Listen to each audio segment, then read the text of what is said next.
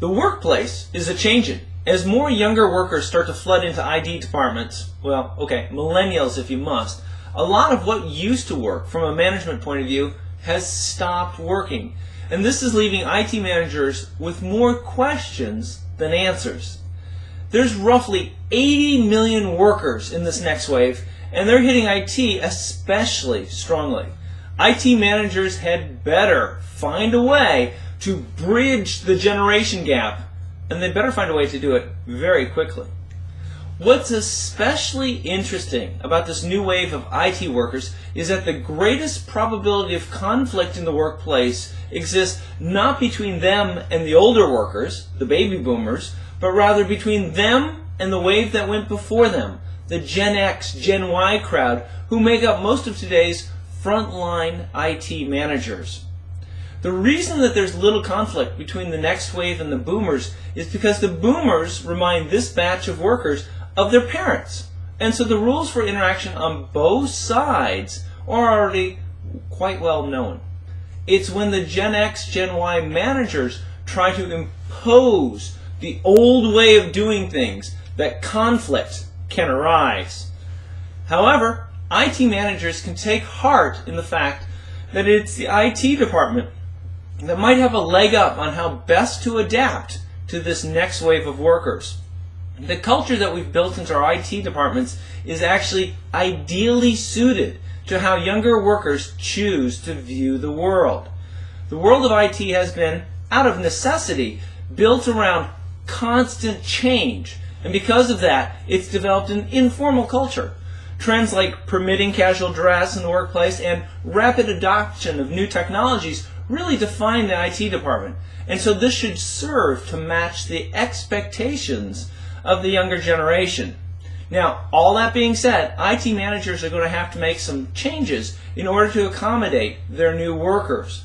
One of the biggest areas that's going to have to change is how workers get trained to do their jobs. Older workers, sorry Gen X, Gen Y, this time it includes you, are used to the classroom experience. However, the new wave of workers grew up playing video games and learning as they went along. This means that they're going to have to become accustomed to learning in a hands-on experiential style.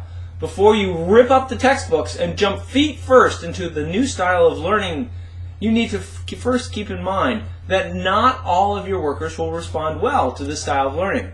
Your older workers will still want written material to study and a classroom in which to learn it. The savvy IT manager will realize that the arrival of a new crop of workers with good IT skills actually opens the door to one-on-one mentoring. This type of informal, two-way mentoring will give the workers an opportunity to share their knowledge of new technologies and social networking with the older IT workers. Likewise, the older IT workers can share their knowledge of how the business actually works with the incoming workers. Yes, once again, IT departments are going to be facing changes. It happens a lot. However, with change also comes opportunity. The IT managers who figure out a way to harness the change in order to benefit both the incoming workers and the existing IT workers will be the ones who help their companies to succeed. You might be asking yourself, where do I go from here? The ability to manage an IT team and to do it well is a skill that you will use during your entire career. It sure makes sense to invest the time and energy that it takes to become a great IT manager.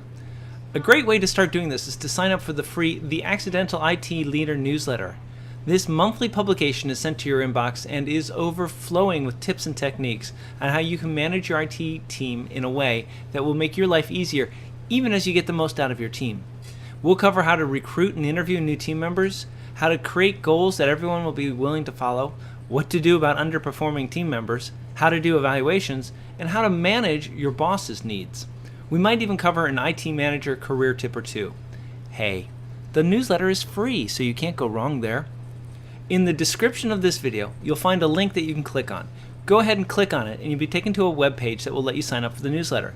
There's even a free gift in it for you when you do. Thanks for watching this video. Sign up for the newsletter, and congratulations on starting your journey to accidentally becoming a powerful and effective IT manager.